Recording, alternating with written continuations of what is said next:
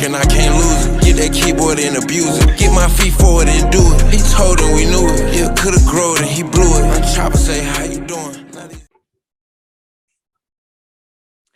You already know it's strictly style. I'm back, baby. I'm back. You feel me? I don't even know what episode it is, but it don't matter. It don't matter. I'm back, baby. And y'all know I got to get right into it because obviously the day before yesterday was the first finals game, and I recorded a podcast to say my predictions, what I thought was going to happen game one with bro, and I'm just saying, it didn't play out like I thought it was. Now, at the beginning of that game, it was playing out how I thought everything was going to play out. My man Steph was going crazy. He had about 5-6 threes in the first quarter. It was playing out good for me. Well, my prediction, excuse me, not me. It was going out well for my prediction. I'm like, oh, it's looking like the Warriors going to do their thing.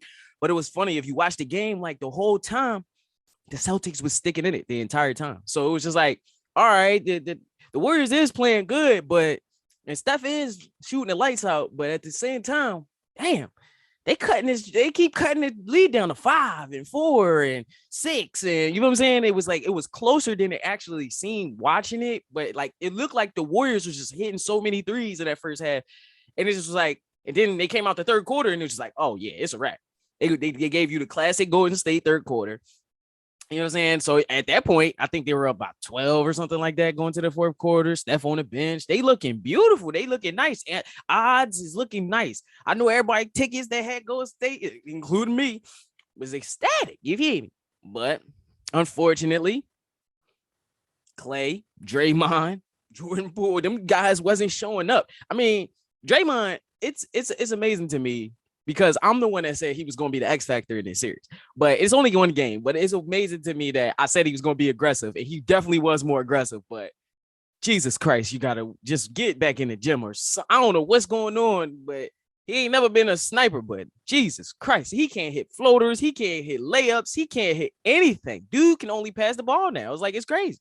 Like, dude only can pass the ball good, like, and play defense great. Like, you know what I'm saying? Excuse me, not just pass the ball, but it's crazy how this dude cannot score, like wide open threes, wide open layups, or, you know, one defender right there trailing and you missed the bunny and just like a little floater. Like, it's just, oh my God, Draymond, you got to tighten up. Cause I think he took like 13 shots. I think it was like 2 for 13 or something like that. You got to tighten up, bro. Like, at the end of the day, you got to tighten up, man. Cause that's ridiculous. That's ridiculous. There's no way in the world. But Clay wasn't being who Clay was, and him and JB was going at it like we all expected. They're going to take advantage of each other on the defensive end. Only reason why Clay is getting taken advantage of, because he's still not fully healthy, back from those injuries. So I would give him the edge if he wasn't injured or whatever. But hey, man, it's looking like that's going to be an important matchup, the pivotal matchup. Andrew Wiggins came out there, was doing his thing. He was trying to help Steph.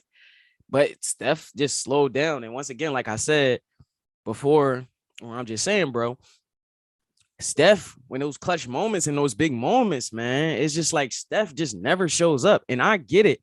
He was snapping in the first half and, you know, had 30 points. I get all of that.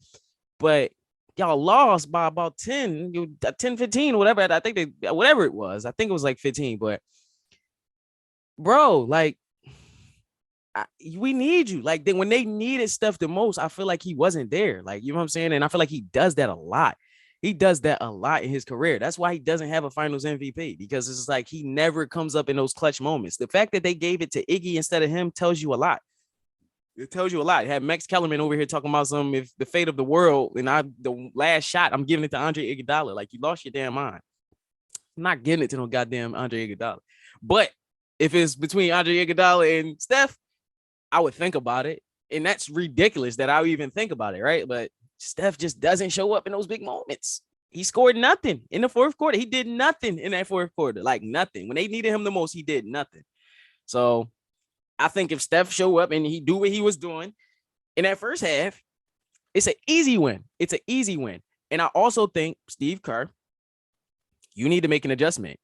Like I said on our last episode, you need to put Jonathan Kuminga or Moses Moody. One of them guys need to get in there. You need some youth. You need a 3-and-D type of player, or, you know what I'm saying? Like, you need some youth, man, because Iggy, he's not it. Otto Porter, I like him. He was hitting some shots. You can keep him in the rotation, but I'm give Jonathan Kuminga some minutes. Yeah, maybe not Moses Moody so much, but give Jonathan Kuminga some more minutes, man.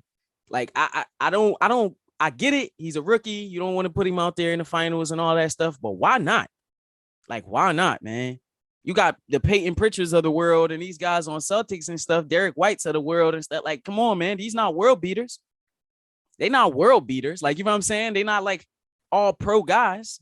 You know, no disrespect to them, but I just think Steve Kerr, he's going to make an adjustment. Hopefully he makes an adjustment, because if he doesn't, he's just going to get coached laps around him. Like, because you know what I'm saying, it's ridiculous that Jason Tatum can have 13 points, 12, 13 points, and they still win the game. Because obviously he had 13 assists, which was ridiculous, but they're learning how to play. Like, Jason Tatum and Jaylen Brown are learning how to play without affecting the game offensively. Like, if their offensive game is off, they're learning, they're growing, showing you that, okay, if I'm off tonight, I do know how to contribute in other ways. And that's scary, because JT's different, man. And so is JB. So look, Al Horford playing out of his mind, man. Like, listen, man, it's going to be a hell of a series. It's going to be a hell of a series. But like I said, I think Jonathan Kuminga, and even, I don't know what the rotation needs to be, but he needs to shake things up.